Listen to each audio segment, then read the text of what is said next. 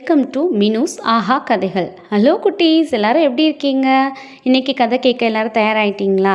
உங்களுக்கெல்லாம் அனிமல்ஸ் ரொம்ப பிடிக்கும்னு எங்களுக்கு தெரியும். அதனால் அனிமல்ஸ் பேசக்கூடிய அருமையான கதைகள் பார்க்க போகிறோம். ஜட்டகா டேல்ஸ், புத்தருடைய ஜாதக கதைகள். இந்த கதை என்ன அப்படின்னா, புத்தர் அவருடைய முற்பிறவியில் என்னென்ன அனிமல்ஸாக பிறந்தார், அது மூலமாக நமக்கு என்னென்ன நன்னெறிகள் சொல்லித்தராரு அப்படிங்கிறது தான் பார்க்க போகிறோம். புத்தர் கதைகளில் நிறைய ஃபேமஸான ஸ்டோரிஸ் இருக்குது. அதில் முக்கியமான கதை கருணை உள்ள மான். அதை பற்றி தான் இன்றைக்கி பார்க்க போகிறோம். ஒரு நல்ல மனம் ஒரு உயிரை காப்பாற்றுமா? ஒரு மான் செய்த கருணை ஒரு அரசனின் மனதை மாற்றியது. இது புத்தரின் ஜாதக கதையில் மிகவும் பிரபலமான ஒரு கதை. கதைக்குள்ளே போகலாம் வாங்க.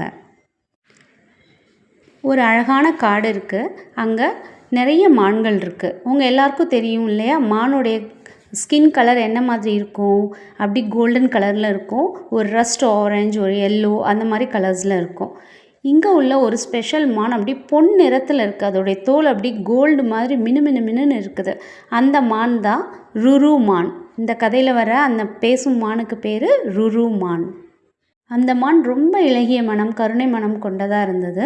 அந்த காட்டில் யாருக்கு என்ன உதவி, எந்த விலங்குகளுக்கு பிரச்சனைனாலும் ஓடி வந்து உதவி செய்யக்கூடிய ஒரு நல்ல மனம் படைத்த மான். ஒரு நாள் ராத்திரி பயங்கரமாக இடி மின்னல் மழை. அப்போது அங்கே காட்டாற்றுல வெள்ளம் வர ஆரம்பிச்சிருச்சு. அப்போது காப்பாற்றுங்க காப்பாற்றுங்க அப்படின்னு ஒரு மனுஷனுடைய குரல் கேட்குது. ராத்திரி நேரம் மழை. நம்ம ருரு மானுக்கு அந்த சத்தம் கேட்குது. அதுதான் எல்லாருக்கும் உதவக்கூடியதாச்சே. மனுஷன் ஆபத்தில் மாட்டிக்கிட்டான்னு அது தெரிஞ்சிருச்சு. அவனை காப்பாற்றணுன்னு ஓடி வருது.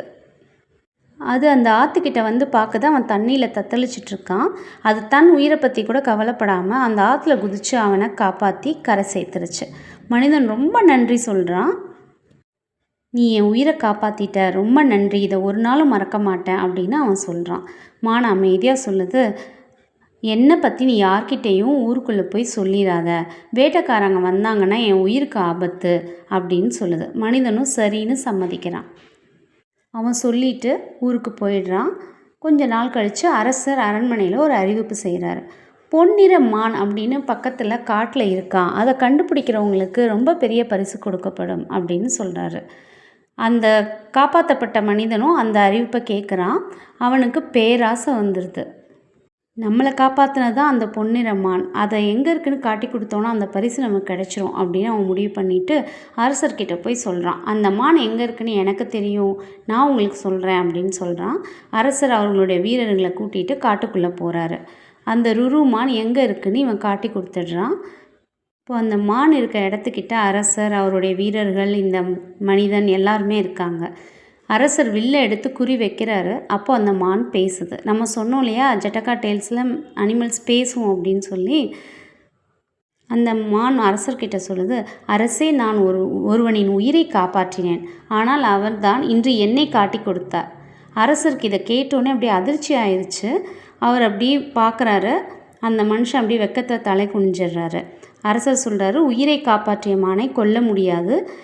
இன்று முதல் இந்த காட்டில் எந்த மானையும் வேட்டையாடக்கூடாது அப்படின்னு சொல்லிடுறாரு. அந்த நாளிலிருந்து அந்த காடு பாதுகாப்பான இடமாக மாறிடுச்சு மான்களுக்கு.